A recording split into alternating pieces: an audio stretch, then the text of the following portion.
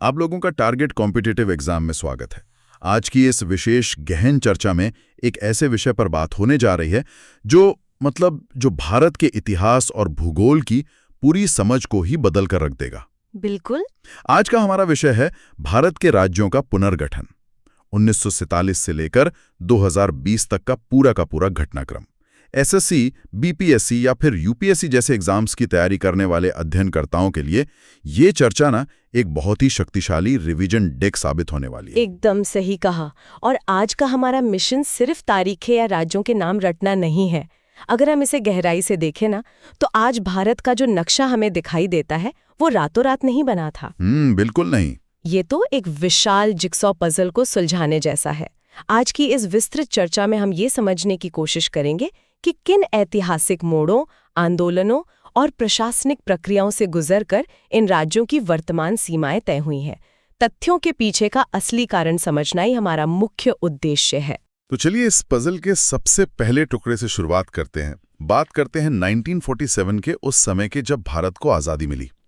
उस समय देश का जो नक्शा था ना, वो आज के नक्शे से बिल्कुल अलग और काफी उलझा हुआ था। बहुत ज्यादा उलझा हुआ। पूरे क्षेत्र को मुख्य रूप से 3 हिस्सों में देखा जा सकता था।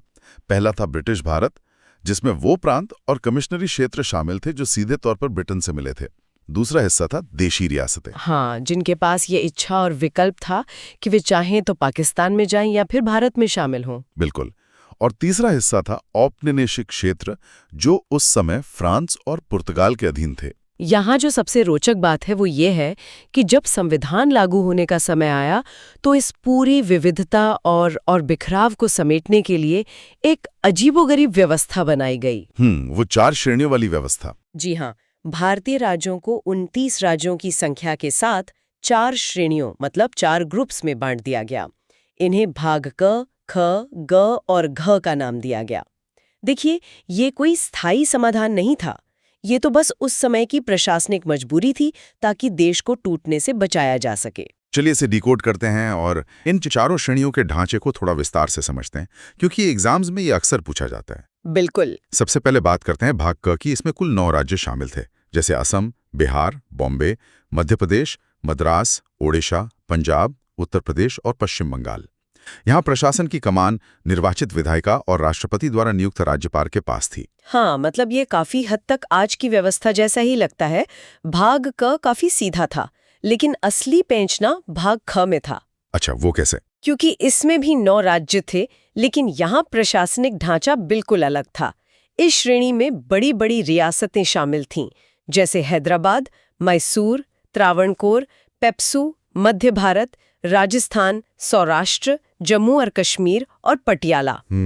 यहाँ राज्यपाल नहीं बल्कि राज प्रमुख का शासन था, जिसके साथ एक निर्वाचित विधायिका काम करती थी। अब सोचने वाली बात यह है कि ये राज प्रमुख का पद क्यों बनाया गया? शायद राजाओं को खुश करने के लिए। बिल्कुल। दरअसल ये उन पूर्व राजा महाराजाओं के ईगो को संतुष्ट करने और उन्हें भारतीय संघ में खुशी खुशी जोड़े रखने का एक बहुत ही शानदार कूटनीतिक तरीका था। ये वाकई एक बहुत दिलचस्प कूटनीति थी। खैर, इसके बाद भाग घ की बारी आती है, जिसमें कुल 10 राज्य रखे गए। यहाँ का प्रशासन सीधे आयुक्त यानी कमिश्नर के द्वारा चलाया जाता था। हाँ, चीफ कमिश्नर। इस सूची ने अजमेर, भोपाल, बिलासपुर, कुर्ग, दिल्ली, हिमाचल प्रदेश, कच्छ, मणिपुर, त्रिपुरा और विंध्य क्षेत्र शामिल थे। मतलब ये वो इलाके थे जो या तो बहुत छोटे थे या रणनीतिक रूप से महत्वपूर्ण थे। एकदम सही विश्लेषण है। और अंत में भाग घ था, जिसमें केवल एक ही राज्य शामिल था, अंडमान निकोबार द्वीप समूह, जहां उपराज्यपाल का शासन था। जी, यहाँ का प्रशासन उपराज्यपाल द्वारा चलाया जाता था। इस तरह ये 4 श्रेणियों का प्रशासनिक ढांचा तैयार तो कर लिया गया, लेकिन ये व्यवस्था एक प्रेशर कुकर की तरह थी जो बहुत लंबे समय तक बिना फटे नहीं रह सकती थी। और यहीं से कहानी में एक नया मोड़ आता है। आजादी के तुरंत बाद देश के विभिन्न हिस्सों से ये मांग उठने लगी कि राज्यों को भाषा के आधार पर अलग किया जाए। भाषाई आधार की मांग। जून 1948 में इस बढ़ती हुई मांग को देखते हुए प्रथम भाषाई प्रांत आयोग का गठन किया गया, जिसे हम धर आयोग के नाम से जानते हैं। इसके अध्यक्ष थे जस्टिस एस के धर। धर आयोग की रिपोर्ट का विश्लेषण करना बहुत जरूरी है। जब इस आयोग ने अपनी रिपोर्ट सौंपी तो उन्होंने स्पष्ट रूप से कहा कि राज्यों का पुनर्गठन भाषाई आधार पर नहीं होना चाहिए। तो फिर आधार क्या होना चाहिए था? उन्होंने सुझाव दिया कि नया राज्य बनाने का आधार प्रशासनिक सुविधा और भौगोलिक समीपता होनी चाहिए। अगर हम इसे एक बड़ी तस्वीर या बिगर पिक्चर से जोड़कर देखें तो नव स्वतंत्र देश के लिए प्रशासन और सुरक्षा उस समय सर्वोपरि थीं। उन्हें शायद डर था कि भाषा के नाम पर देश कई टुकड़ों में न बट जाए। बिल्कुल यही डर था। लेकिन इस फैसले का परिणाम क्या हुआ? देश भर में, विशेषकर दक्षिण भारत में, बहुत भारी असंतोष फैल गया। लेकिन यहाँ ना एक बात बहुत हैरान करने वाली है। इस भारी राजनीतिक प्रतिक्रिया और असंतोष को शांत करने के लिए तुरंत एक और समिति का गठन हुआ, जेवीपी समिति। हाँ, जेवीपी कमेटी। इसमें उस समय के 3 सबसे बड़े दिग्गज नेता शामिल थे। जे से जवाहरलाल नेहरू, वी से वल्लभ भाई पटेल और पी से पट्टाभे सीतारामैया। इस समिति का मुख्य कार्य धार आयोग की रिपोर्ट पर फिर से विचार करना था। और ये एक बहुत ही महत्वपूर्ण सवाल खड़ा करता है कि इतने बड़े नेताओं के शामिल होने के बावजूद आखिर निष्कर्ष क्या निकला? जेवीपी समिति ने भी धर आयोग का ही पक्ष लिया। मतलब उन्होंने भी भाषा के आधार को नकार दिया। हाँ, उन्होंने भी उस समय भाषाई आधार पर राज्यों के गठन को पूरी तरह खारिज कर दिया। विभाजन के दर्द से गुजरे इन नेताओं को देश की एकता की चिंता थी, लेकिन जनता इस बात को मानने के लिए तैयार नहीं थी। असंतोष की ये आग अब और अधिक भड़क उठी। और यहाँ कहानी अपने सबसे दिलचस्प मोड़ पर आती है। ये आंदोलन अपने चरम पर तब पहुंचा जब पोट्टी श्रीरामुलु का प्रवेश हुआ।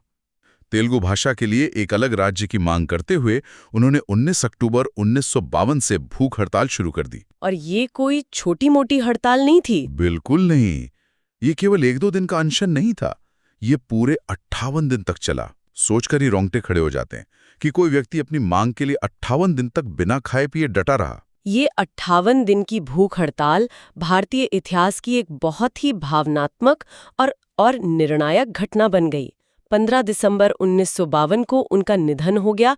उनकी इस सर्वोच्च बलिदान के लिए उन्हें अमरजीवी की उपाधि दी गई। इसका असर तो बहुत व्यापक हुआ होगा। बहुत ज्यादा। हाँ। उनके निधन के बाद पूरे क्षेत्र में स्थिति इतनी हिंसक और तनावपूर्ण हो गई कि केंद्र सरकार के पास झुकने के अलावा कोई विकल्प ही नहीं बचा। अंततः 19 दिसंबर को ही जवाहरलाल नेहरू को एक अलग राज्य बनाने की घोषणा करनी पड़ी। इस घोषणा के बाद 1 अक्टूबर 1953 को मद्रास राज्य से 13 जिलों को अलग करके आंध्र प्रदेश का गठन किया गया। इस प्रकार आंध्र प्रदेश भाषाई आधार पर गठित होने वाला देश का प्रथम प्रदेश बन गया। ये परीक्षा के नजरिए से बहुत ही महत्वपूर्ण तथ्य है। बिल्कुल। बाद में जब 1 नवंबर 1956 को राज्य पुनर्गठन अधिनियम लागू हुआ तो उसके तहत कर्नूल और हैदराबाद को भी आंध्र प्रदेश में शामिल कर लिया गया। इस पूरी घटना का सबसे बड़ा प्रभाव या कहें कि सबसे बड़ी सो व्हाट इनसाइट ये है कि आंध्र प्रदेश के गठन ने पूरे देश में एक डोमिनो इफेक्ट पैदा कर दिया। डोमिनो इफेक्ट मतलब एक के बाद एक मांगे उठने लगी। हाँ, जैसे ही एक भाषाई राज्य बना, पूरे देश में सब जगह नए राज्यों की डिमांड शुरू हो गई। हर भाषाई समूह का ये तर्क था कि अगर एक के लिए नियम बदला जा सकता है तो बाकियों के लिए क्यों नहीं। सही बात है। और इसी राष्ट्रव्यापी मांग और हलचल को देखते हुए अंतिम और स्थायी समाधान खोजने के लिए 29 दिसंबर 1953 को फजल अली आयोग का गठन किया गया, जिसके अध्यक्ष खुद फजल अली थे। जी। और उनके साथ 2 अन्य बहुत ही विद्वान सदस्य भी थे, हृदयनाथ कुंजरू और के.एम. पनिक्कर। इस आयोग ने बहुत गहराई से पूरे देश की स्थिति का अध्ययन किया और 30 सितंबर 1955 को अपनी ऐतिहासिक रिपोर्ट पेश की। फजल अली आयोग की रिपोर्ट बहुत ही व्यवहारिक थी। उन्होंने सिर्फ भाषा को ही इकलौता पैमाना नहीं माना। उन्होंने राज्यों के पुनर्गठन के लिए 4 मुख्य आधार तय किए। वो 4 आधार क्या थे? इसे अगर हम बहुत ही सरल भाषा में समझें तो पहला था देश की एकता व अखंडता, यानी नया राज्य बनने से देश की सुरक्षा खतरे में नहीं पड़नी चाहिए। दूसरा था भाषा व सांस्कृतिक एकरूपता। तीसरा आधार था वित्तीय, आर्थिक व प्रशासनिक व्यवस्था, मतलब नया राज्य खुद का खर्च उठा सके और दिवालिया ना हो जाए। और चौथा आधार था लोक कल्याणकारी योजना, यानी जिससे जनता का भला हो। इन 4 आधारों का सीधा सा मतलब था कि भाषा का सम्मान तो होगा, लेकिन देश को सर्वोपरि रखा जाएगा। बिल्कुल। और इसी आयोग की सबसे प्रमुख सिफारिश ये थी कि संविधान की शुरुआत में जो क, ख, ग, घ राज्यों की जटिल प्रणाली बनाई गई थी, उसे पूरी तरह से खत्म कर दिया जाए। आयोग ने सिफारिश की कि पूरे देश को 16 प्रांत और 3 केंद्र शासित प्रदेशों में पुनर्गठित किया जाए। इसी रिपोर्ट को आधार मानकर संसद ने राज्य पुनर्गठन अधिनियम 1956 पारित किया। इस अधिनियम ने पुरानी क ख ग घ प्रणाली को हमेशा के लिए इतिहास के पन्नों में समेट दिया। लेकिन फजल अली आयोग ने तो 16 प्रांत और 3 यूटी की बात कही थी ना। हाँ, लेकिन सरकार ने अपने प्रशासनिक जरूरतों के हिसाब से कुछ बदलाव किए और अंतिम रूप से 14 प्रांत और 6 केंद्र शासित प्रदेश बनाए गए। आज हम जो भारत का नक्शा देखते हैं उसकी असली नींव यही थी। अब जब 1956 में एक मजबूत नींव रख दी गई तो ऐसा लगा कि शायद विवाद थम जाएंगे। लेकिन इसके बाद 1960 से लेकर 1974 तक नए राज्यों के उदय का एक लंबा और दिलचस्प सिलसिला शुरू हुआ। चलिए इस क्रोनोलॉजी को डिकोड करते हैं। 1960 में सबसे पहले बॉम्बे का विभाजन हुआ। भाषाई आधार पर इसे 2 हिस्सों में बांटा गया। मराठी भाषा बोलने वालों के लिए महाराष्ट्र और गुजराती भाषा बोलने वालों के लिए गुजरात राज्य बना। बॉम्बे के विभाजन के बाद का जो समय था वो विदेशी शासन से बचे खुचे हिस्सों को पूरी तरह मुक्त कराने का दौर था। वो फ्रांसीसी और पुर्तगाली क्षेत्र। हाँ, 1961 में दादर नगर हवेली, गोवा और दमन दीव जो पुर्तगालियों के अधीन थे उन्हें मुक्त कराकर भारत का केंद्र शासित प्रदेश बनाया गया। और फिर अगले साल फ्रांसीसी क्षेत्रों का नंबर आया। बिल्कुल ठीक अगले वर्ष 1962 में फ्रांसीसी क्षेत्रों का भी एकीकरण हुआ। पांडिचेरी, यनम, माहे और कराईकल जो अलग अलग जगह फैले हुए थे उन्हें मिलाकर एक पूर्ण पांडिचेरी यूटी बनाया गया। जब विदेशी शासन के ये हिस्से भारत में मिल गए तो फिर से ध्यान आंतरिक सीमाओं पर गया। 1 दिसंबर 1963 का दिन आता है जब देश का 16वां राज्य अस्तित्व में आया, नागालैंड। इसे असम की नागा पहाड़ियों और त्वेनसांग क्षेत्र को अलग करके बनाया गया था। और फिर आता है वर्ष 1966 जब एक बहुत बड़ा बदलाव हुआ, पंजाब का पुनर्गठन। ये शाह आयोग की सिफारिश पर किया गया था। 1966 का पंजाब पुनर्गठन याद रखने के लिए एक बहुत ही शानदार मेमोरी हुक है। ये दिलचस्प इसलिए है क्योंकि यहाँ एक ही बड़े राज्य का बंटवारा भाषा और भूगोल दोनों के आधार पर हुआ। वो कैसे? देखिए, हिंदी भाषी क्षेत्रों को अलग करके हरियाणा राज्य बनाया गया। वहीं हुकुम सिंह संसदीय समिति की सिफारिश पर पंजाबी भाषी क्षेत्रों का पंजाब बना। और पहाड़ी क्षेत्रों का क्या हुआ? जो पहाड़ी क्षेत्र थे उनकी भौगोलिक स्थिति बिल्कुल अलग थी, इसलिए उन्हें अलग करके हिमाचल प्रदेश नाम का यूटी बनाया गया। और इन दोनों राज्यों पंजाब और हरियाणा की एक साझा राजधानी बनाई गई, चंडीगढ़, जिसे खुद एक यूटी का दर्जा दिया गया। बाप रे, ये सचमुच एक बहुत ही जटिल प्रशासनिक सर्जरी थी।